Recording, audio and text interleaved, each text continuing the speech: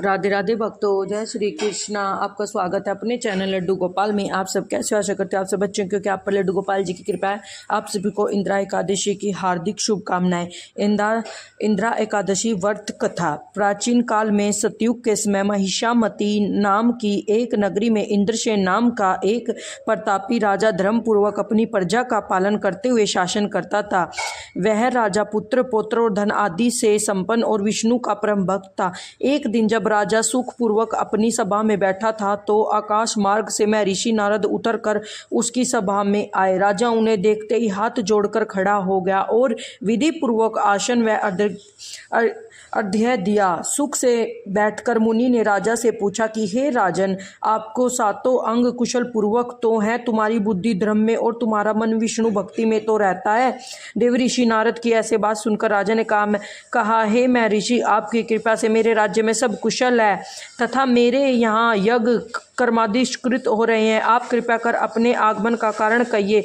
तब ऋषि कहने लगे है कि राजन, आप आश्चर्य देने वाले मेरे वचनों को सुनो। मैं एक समय ब्रह्मलोक से यमलोक को हो गया। वहाँ श्रद्धापूर्वक यमराज से पूजित होकर मैंने धर्मशील और सत्यवान धर्मराज की प्रशंसा की। उसी यमराज की सभा में महाज्ञानी और धर्मात्मा तुम्हारे पिता को एकादशी का व्रत भंग होने के कारण देखा, उन्हें संदेश दिया, सो मैं तुम्हें कहता हूँ।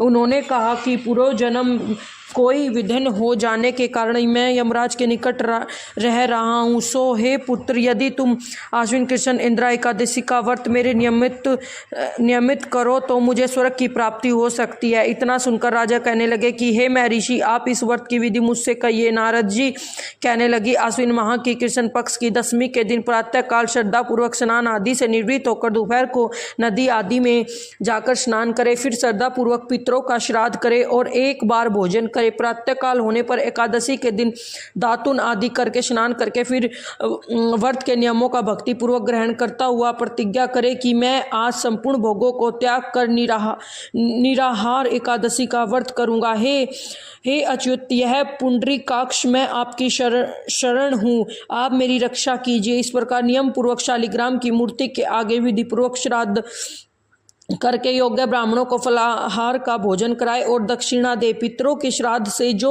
बच जाए उसको सूंघकर गौ को दे तथा धूप दीप पुष्प नैवेद्य आदि सब सामग्री से ऋषिकेश भगवान का पूजन करे।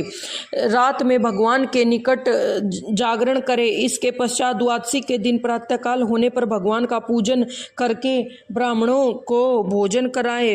भाई बंधुओं स्त्रियों पुत्र सहित आप भी मौन होकर भोजन करे। नारद जी कहने लगे कि हे राजन, इस विधि से यदि तुम आलस्य रहित होकर इस एकादशी का व्रत करोगे तो तुम्हारे पिता अवश्य ईश्वरलोक को जाएंगे। इतना कहकर नारद जी अंतर्ध्यान हो गए। नारद जी के कथा अनुसार राजा द्वारा अपने बंधुओं तथा दासों सहित व्रत करने से आकाश पुष्प वर्षा हुई और उस राजा का पिता गरुड़ पर चढ़कर विश्वलोक को हो गया। राजा इंद्रसेन भी एकादशी के व्रत के प्रभाव से निसंकट राज्य करके अंत में अपने पुत्र को सिंहासन पर बैठाकर स्वर्गलोक को गया। हे युधिष्ठिर, यह इंदिरा एकादशी व्रत का महत्व मैंने तुमसे कहा है। इसके पढ़ने और सुनने से मनुष्य सब पापों से छूट जाते हैं और सब प्रकार के भोगों को भोगकर बैकुंठ को प्राप्त होते हैं।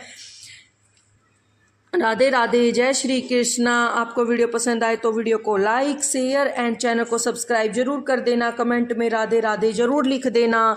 जय श्री कृष्णा। आप और आपके पूरे परिवार पर कृष्णा जी की कृपा सदा बनी रहे। राधे राधे, जय श्री कृष्णा। राधे राधे भक्त।